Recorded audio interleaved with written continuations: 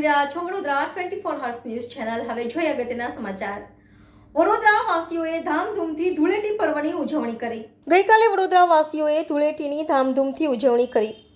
ધૂળેટીનો તહેવાર એવો છે કે નાના બાળકોથી લઈને તમામ મોટા લોકો ધૂળેટીની ઉજવણી કરે છે। ત્યારે અકોટા વિસ્તારમાં આવેલ સન મૂન પાર્ક સોસાયટીમાં દર સાલની જેમ આ વર્ષે પણ નાના બાળકોથી લઈને મહિલાઓએ ધામધૂમથી ધૂળેટીની ઉજવણી કરી હતી।